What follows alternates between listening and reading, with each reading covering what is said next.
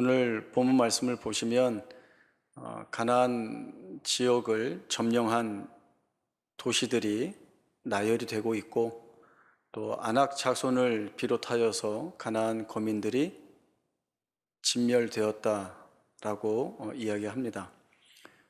그리고 23절에 보면 여호수아가 여호와께서 모세에게 명령하신 대로 온 땅을 점령하여 이스라엘 각 지파의 기업으로 분배함으로 온 땅의 전쟁이 그쳤다, 이렇게 말씀이 되어지면서 전쟁의 승리를 선언하는 내용이 나옵니다. 그런데 우리가 잘 알고 있듯이, 또 이후에 이스라엘의 역사 속에서 우리가 보고 있듯이, 사실은 정복하지 못한 지역이 남아있고 진멸하지 못한 잔존 세력이 남아 있습니다. 그런데 이렇게 다 승리한 것처럼 기록하는 것은 무엇인가 라고 하는 그런 의구심이 들죠. 성경이 분명하게 말씀하는 것이 있습니다. 그것은 지금까지 이스라엘 백성들을 통하여 역사하시고 또 그들의 전쟁 가운데 참여하신 하나님께서 앞으로 이 땅에서 살아갈 이스라엘 백성들에게 베푸실 은혜가 무엇인가 라고 하는 부분들을 대단히 명확하게 말씀을 해 주시는 부분이 바로 이 자리입니다. 여기쯤에서 이스라엘 백성들은 가나안 땅을 정복하여 얻었기 때문에 이제는 분배받고 이 땅에서 언약 백성으로 살아가야 하는데, 지금까지 경험하고 확인받았던 내용들이 우리가 잘 싸워서 얻었다, 우리가 힘이 있어서 이 모든 것을 성취했다로 가서는 절대 안 되고, 하나님이 우리의 안에서 이루어내신 그 은혜의 결과들이 무엇인가, 그 은혜의 결과들을 우리에게 주신 하나님은 어떤 하나님이신가 라고 하는 사실들을 분명하게 붙들어야 앞으로 이 땅에서 하나님의 통치 가운데 복된 삶을 살아갈 수 있게 되기 때문에 그렇습니다. 하나님은 이러한 사실들을 계속 확인시켜 주시기 위해서 이스라엘 백성들이 가나안 거민들과 싸우는 모든 전쟁을, 이 내용을 확인하는 자리로 삼았습니다. 이스라엘 백성들이 치르는 전쟁의 승패는 칼과 무기에 있는 것이 아니라 하나님이 이기게 하겠다라고 하는 이 단 한마디의 말씀을 붙들고 전쟁터에 나아가 싸울 수 있는가라고 하는 사실이 중요합니다. 가나안 정복 전쟁을 명령하시면서 하나님께서 여호수아에게 주신 말씀이 있습니다. 너희가 발바닥으로 밟는 모든 땅을 내가 너에게 주었다. 내 평생에 너를 능히 대적할 자가 없으며 내가 너와 함께하고 떠나지 아니하고 버리지 않겠다라고 하는 말씀이었습니다. 전쟁을 시작하기도 전에 이 땅을 너희에게 주었다라고 말씀하시는 하나님 편에서의 목적과 이유는 이 전쟁이 너희에게 달린 것이 아니라 내게 달려있다라고 하는 사실을 보여주시는 것입니다. 사실 저희가 계속 여호수아의 말씀을 살펴오면서 또 각 지역의 거민들과 전쟁을 하면서 그 전쟁을 치루어내는 이스라엘 백성들 편에서 볼 때 하나님이 주시는 것은 말씀입니다. 말씀만이 주어지고 있습니다. 여리고성과의 전쟁을 할 때는 성주의를 잠잠히 돌아라 라고 하는 말씀이 주어졌고, 남방연합군과 전쟁할 때에는 두려워하지 마라, 이 적들을 다 내 손에 넘겼다라고 하는 말씀이 주어졌습니다. 북방연합군과의 전쟁을 앞두고는 내일 이맘때에 너희가 저 적들을 다 경멸할 것이다, 그러니 두려워하지 마라 라고 하는 말씀이 주어졌습니다. 말씀을 받았을 때에 사실은 말씀보다 더 분명한 사인이 있었으면 좋겠다라고 하는 그런 마음이 있죠. 말씀만으로는 뭔가 완벽하게 수긍할 만한 것이 없다고 생각할 수 있습니다. 그러나 백성들이 하나님이 자신들 안에서 이루어 오신 역사들이 무엇이었는지를 알기에 그 말씀만을 붙들고 전쟁에 임하게 됩니다. 그 믿음의 반응에서 하나님이 이루어내신 결과는 잠잠히 돌다가 소리 질렀을 때에 여리고 성벽이 무너져 승리하게 된 것이고, 그리고 내 손에 다 붙였으니 두려워하지 말라라고 했을 때에 그 말씀 붙들고 나아가니 하늘에서 우박이 내려 적들을 무찔르게 되는데 이스라엘 백성들의 칼날에 죽은 자보다 우박에 맞아 죽은 자가 더 많고, 여호수아가 담대하게 선포할 때 해와 달이 멈춰 서는 것들을 보게 됩니다. 또 내일 이맘때에 너희가 적들을 경멸할 것이다, 그 말씀대로 그때에 그 적들을 경멸하게 되고, 두려움의 대상이었던 말과 병거들, 그 말들의 뒷발에 힘줄을 끊고 병거를 불사름으로 인하여서 승리하게 됩니다. 이 같은 사실들을 이스라엘 백성들이 그들의 전쟁의 현장에서 돌아보게 되면서 하나님이 주시는 말씀, 결국은 하나님이 우리에게 어떤 하나님이신가라고 하는 사실들을 명확하게 알아가게 됩니다. 과연 이 하나님은 어떤 하나님이시기에 자기 백성을 이렇게 지키시고 보호해 가시는가? 그것은 하나님이 신실하신 하나님이시다라고 하는 사실에 근거를 두고 있습니다. 가나안 정복 전쟁은 대단히 오랫동안 이어진 전쟁이었습니다. 성경의 기록은 순서대로 넘어가다 보니까 전쟁이 금방 끝난 것처럼 보이지만 사실은 넓은 지역에서 오랫동안 치러낸 전쟁입니다. 그러나 그 오랜 전쟁을 통하여서 이렇게 최종적으로 전쟁의 승리를 선언하는 이 자리까지 하나님이 이스라엘 백성들을 이끌어 오시면서 보여주신 것은 너무나도 분명합니다. 대표적인 증거로 아낙 자손이 등장을 하고 있습니다. 40년 전에 아낙 자손은 이스라엘 백성들에게는 절대적으로 공포와 두려움의 대상이었습니다. 네피림의 후손이고 거인족이었고, 그들이 거하는 성읍은 견고하고 높아서 이스라엘 백성들 스스로가 저들과 우리를 견주어 볼 때 우리는 메뚜기에 지나지 않는다라고 이야기할 정도로 두려워했습니다. 전쟁을 할 엄두를 내지 못했죠. 그때 하나님의 말씀이 없었는가? 그렇지 않습니다. 하나님이 올라가라, 내가 너희보다 앞서 올라가서 저희들을 무찔러내고 너희에게 이 땅을 주겠다는 말씀이 분명히 주셨지만 이스라엘 백성들은 하나님의 약속을 의심하고 두려워하고 불안하는 가운데 올라가지 못하게 됩니다. 그러나 지금은 어떻습니까? 아낙 자손을 하나도 남기지 않고 진멸하였다는 말씀이 나오고 있습니다. 그것은 이제는 더 이상 두려움의 대상이지 않다는 것이죠. 왜요? 하나님께서 행하시는 일들이 무엇인지 보았기 때문에 그렇습니다. 다른 거민들, 아낙 자손과 다르지 않습니다.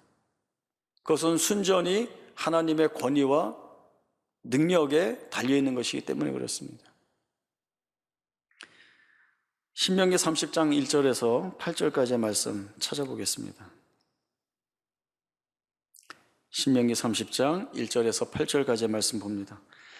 내가 내게 진술한 모든 복과 저주가 내게 임함으로 내가 내 하나님 여호와로부터 쫓겨간 모든 나라 가운데서 이 일이 마음에서 기억이 나거든 너와 내 자손이 내 하나님 여호와께로 돌아와 내가 오늘 내게 명령한 것을 온전히 따라 마음을 다하고 뜻을 다하여 여호와의 말씀을 청종하면 내 하나님 여호와께서 마음을 돌이키시고 너를 긍휼히 여기사 포로에서 돌아오게 하시되 내 하나님 여호와께서 흩으신 그 모든 백성 중에서 너를 모으시리니 내 쫓겨간 자들이 하늘가에 있을지라도 내 하나님 여호와께서 거기서 너를 모으실 것이며 거기서부터 너를 이끄실 것이라.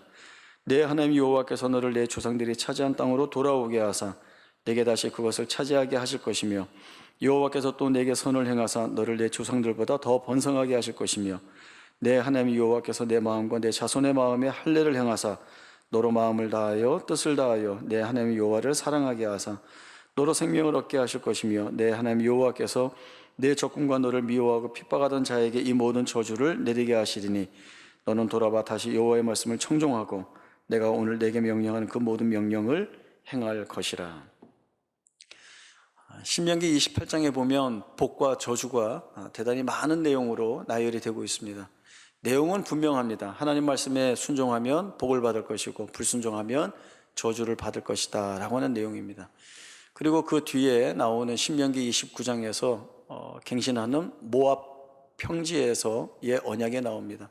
그 말씀에서도 순종하는 자가 받게 되는 복, 그리고 반대로 불순종하는 자가 받게 되는 저주에 관한 말씀들이 분명하게 언급이 됩니다. 사실 하나님 편에서 이스라엘 백성들이 순종하는 자리로 나오게 하려면 여기에서 말씀이 맞춰져야 됩니다. 매우 명확하지 않습니까? 순종하면 복 받는다, 너희 불순종하면 저주받아, 아예 불순종할 마음 먹지 마라, 이렇게 여기서 끝을 맺고 중단해야 되는데, 이어지는 30장, 지금 저희가 함께 읽은 말씀의 내용을 보면 너희 불순종해서 저주받아서 쫓겨갔는데 거기에서 마음을 돌이키면 내가 다시 회복시켜 줄게 라고 하는 그 하나님의 마음을 이스라엘 백성 가운데 드러내고 있습니다. 그럼 우리가 생각할 때는 여지를 주는 것 같잖아요. 너희 말 안 들어서 불순종하고 망해도 하나님이 다시 불러다가 회복시켜 주신다고 하니까 약간 마음대로 해도 되지 않을까, 불순종해서 저주받아도 다 끝나는 거 아닌데 괜찮지 않을까라고 하는 생각을 가질 수 있죠. 그러니까 이런 생각들은 부패한 본성이 드러내는 악한 생각들입니다. 가난한 생각입니다.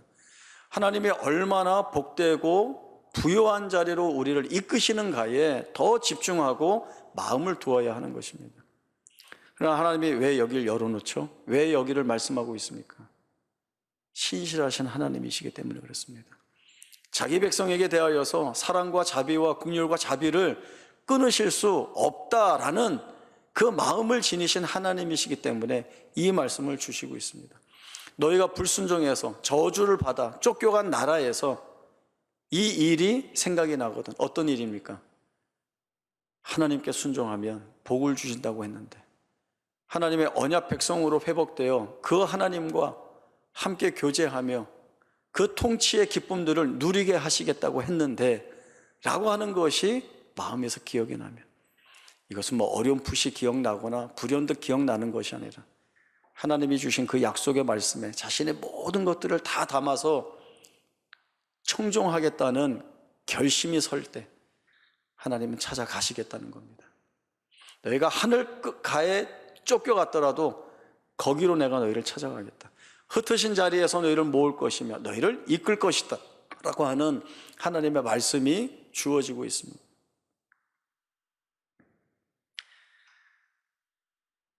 같은 맥락의 말씀이 있습니다. 느헤미야서인데요, 느헤미야서는 포로에서 귀환한 이스라엘 백성들이 성벽을 재건하고 자신들의 그 무너졌던 부패한 신앙을 하나님 앞에 자백하면서 새로운 신앙의 결단을 갖게 하는 내용이 나옵니다. 특별히 느헤미야서 9장에는 창조부터 시작되는 이스라엘의 전 역사를 기도로 담고 있습니다. 여러 레위인들이 돌아가면서 기도를 하는데요, 창조 때 피조 세계에 하나님이 주신 그 놀라운 은혜, 그리고 아브라함을 택하시고 그 아브라함을 통하여서 이스라엘 백성들을 드러내시고 그들의 역사, 출애굽, 시내산, 가나안 전쟁, 기업 분배, 그리고 포로로 잡혀가는 모든 역사 속에서 하나님은 하나님의 열심으로 자신들을 구원하시고 보호하시기 위해서 애쓰시는 모습들을 드러내고, 그런 하나님의 모습에 반하여서 자신들은 얼마나 악하게 하나님을 버리고 떠났는가라고 하는 것들을 다 기도로 쏟아냅니다. 너무나 분명하게 대조되면서 드러내는 것은 우리는 얼마나 부족했는가, 그러나 이런 부족한 우리들에게 하나님은 얼마나 신실하셨는가라고 하는 것들을 기도로 고백하고 있습니다. 느헤미야 9장 25절에서 31절까지의 말씀을 보겠습니다. 느헤미야 9장 25절에서 31절까지의 말씀입니다. 그들이 견고한 성읍들과 기름진 땅을 점령하고 모든 아름다운 물건이 가득한 집과 판우물과 포도원과 감람원과 허다한 과목을 차지하여 배불리 먹어 살찌고 주의 큰 복을 즐겨 싸우나 그들은 순종하지 아니하고 주를 거역하며 주의 율법을 등지고 주께로 돌아오기를 권면하는 선지자들을 죽여 주를 심히 모독하였나이다. 그러므로 주께서 그들을 대적의 손에 넘기사 그들이 곤고를 당하게 하시매 그들이 환난을 당하여 주께 부르짖을 때에 주께서 하늘에서 들으시고 주의 크신 긍휼로 그들에게 구원자들을 주어 그들을 대적의 손에서 구원하셨거늘 그들이 평강을 얻은 후에 다시 주 앞에서 악을 행함으로 주께서 그들을 원수들의 손에 버려두사 원수들에게 지배를 당하게 하시다가 그들이 돌이켜 주께 부르짖음에 주께서 하늘에서 들으시고 여러 번 주의 긍휼로 건져내시고 다시 주의 율법을 복종하게 하시려고 그들에게 경계하셨으나 그들이 교만하여 사람이 준행하면 그 가운데에서 삶을 얻는 주의 계명을 듣지 아니하며 주의 규례를 범하여 고집하는 어깨를 내밀며 목을 굳게 하여 듣지 아니하였나이다. 그러나 주께서 그들을 여러 해 동안 참으시고 또 주의 선지자들 통하여 주의 영으로 그들을 경계하시되 그들이 듣지 아니함으로 열방 사람들의 손에 넘기시고도 주의 크신 긍휼로 그들을 아주 멸하지 아니하시며 버리지도 아니하셨사오니 주는 은혜로우시며 불쌍히 여기시는 하나님이심이니이다. 하나님은 이스라엘 백성들이 반복되는 죄악 속에서도 그들을 회복시키기 위하여 징계와 구원을 반복하시고 계십니다. 반복하고 계시다라고 하는 것은 이스라엘 백성들을 기다리신다는 겁니다. 그들을 마음에 품으시고 참으신다는 것입니다. 하나님 편하자고 하신다면 버리면 됩니다. 잘라내버리면 됩니다. 너희 이제 내 백성 아니다. 선을 그으시면 됩니다. 그러나 신실하신 하나님 그렇게 못하시겠다는 겁니다. 그래서 범죄의 범죄를 반복하는 자기 백성을 찾아가셔서 징계하시고 회개케 하여 회복시키시고 이 일을 반복하여 하나님이 해 나가십니다. 왜요? 사랑하기 때문에 그렇습니다.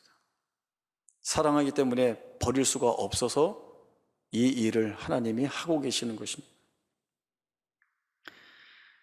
다윗을 보면 다윗은 평생 하나님의 선하신 인도하심이 자신의 생애에 가득 차 있었다라고 하는 고백을 가지고 살아갔습니다.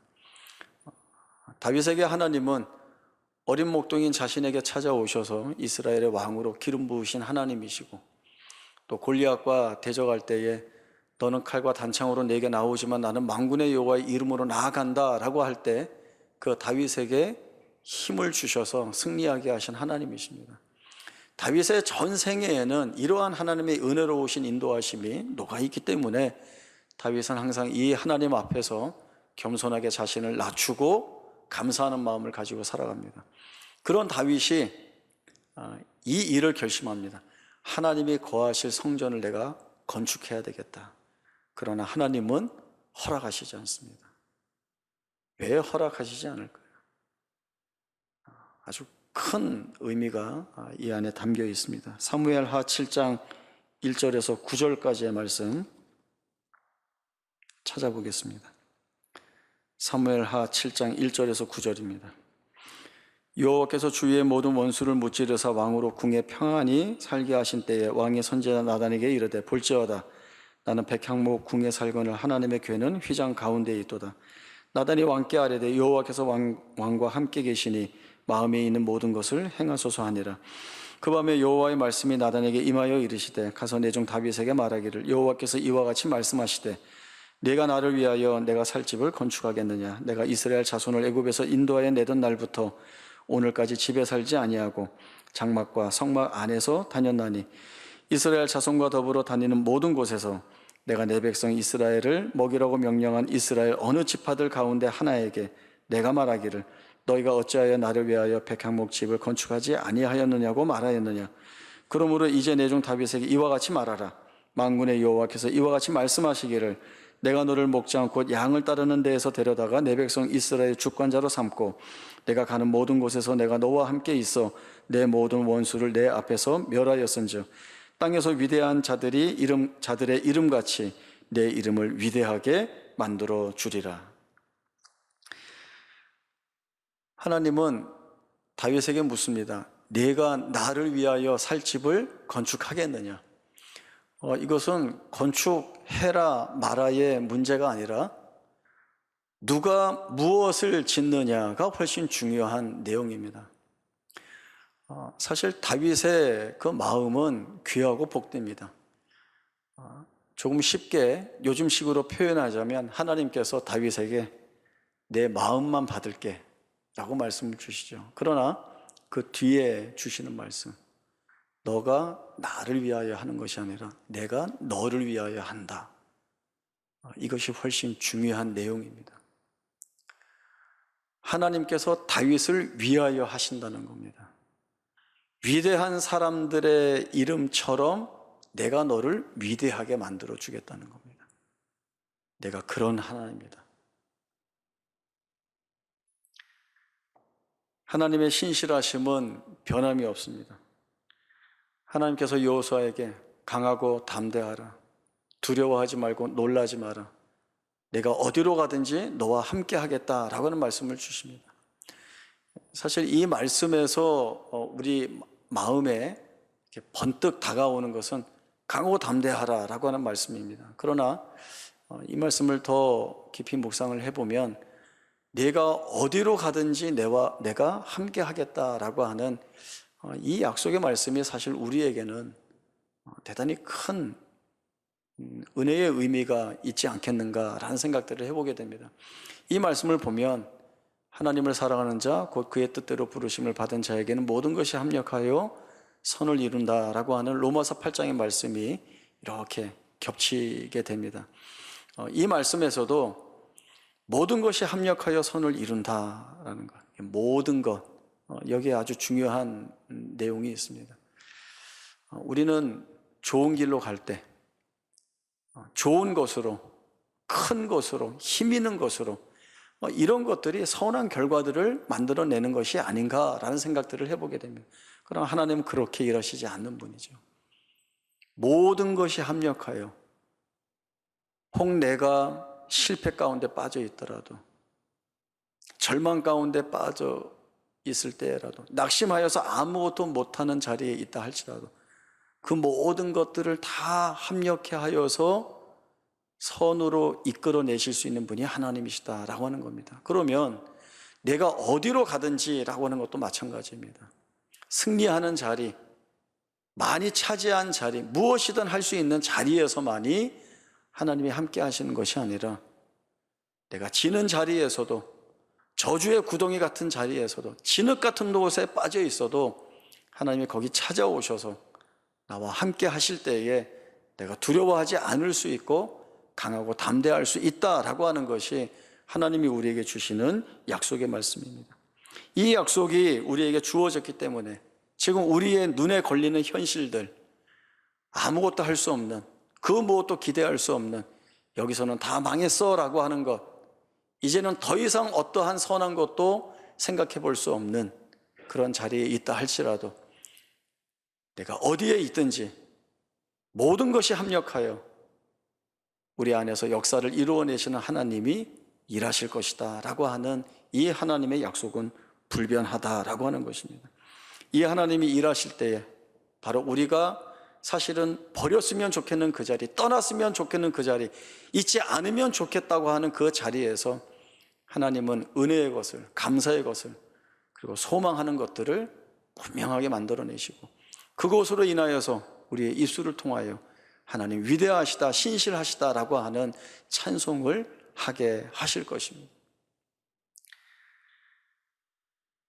아무것도 염려하지 말고 다만 모든 일에 기도와 간구로 너희 구할 것을 감사함으로 하나님께 아뢰라. 그리하면 평강의 하나님이 너희 안에서 너희 마음과 생각을 지키시리라 라는 말씀을 주십니다. 내 영혼아 너희는 어찌하여 내 안에서 불안해하는가? 너희는 왜 두려워하는가? 너희는 하나님께 소망을 두라.